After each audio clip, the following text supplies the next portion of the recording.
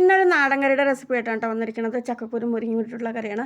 മുരിങ്ങ നമ്മുടെ തൊടിയിൽ നിന്ന് തന്നെ ഉണ്ടായ മുരിങ്ങയാണ് കേട്ടോ. അപ്പോൾ ഇത് മുരിങ്ങയൊക്കെ പറിച്ച് അതിനെയൊക്കെ ഇത് ഊരി വെച്ചിട്ടുണ്ട് കേട്ടോ. പിന്നെ ചക്കക്കുരുമാണ് നമുക്ക് ആവശ്യമുള്ളത്.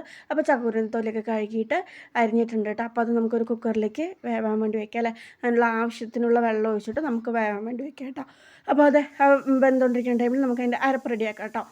അപ്പോൾ നമുക്ക് തേങ്ങ എടുത്തിട്ടുണ്ട്, തേങ്ങ ചിരകി വെച്ചിട്ടുണ്ട്. അപ്പോൾ അതിലേക്ക് കുറച്ച് ജീരകം ഇട്ട് കൊടുക്കുന്നുണ്ട്. അതിലേക്ക് പിന്നെ കുരുമുളക് പൊടി ഇട്ട് കൊടുക്കുന്നത്. അത് ഇട്ട ശേഷം നമുക്ക് വെളുത്തുള്ളിയും ഇട്ടതിന് ശേഷം അരച്ചെടുക്കാം അല്ലേ.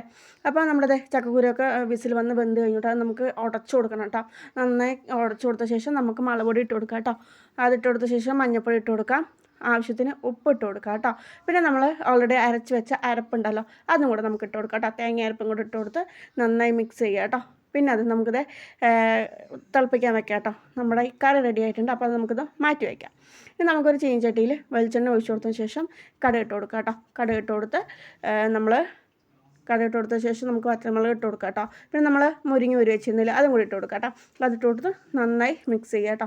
ഇതിൻ്റെ ആ ഒരു ചൂടിൽ മുരിങ്ങ നന്നായി വെന്ത് വരും കേട്ടോ. അപ്പോൾ നമ്മൾ നേരത്തെ തേങ്ങയൊക്കെ അരച്ച് തിളപ്പിച്ച് വെച്ചിരുന്നില്ലേ ചക്കക്കുരു, അത് ഇതിലോട്ട് ആഡ് ചെയ്ത് കൊടുക്കുക കേട്ടോ. ഈ സമയത്ത് നമുക്ക് ഉപ്പും എരിവൊക്കെ നോക്കാം, എന്തെങ്കിലും കുറവുണ്ടെങ്കിൽ ഇട്ട് കൊടുക്കാം. അത്രയേ കേട്ടോ. അടിപൊളി നാടൻ മുരിങ്ങക്കറി റെഡി.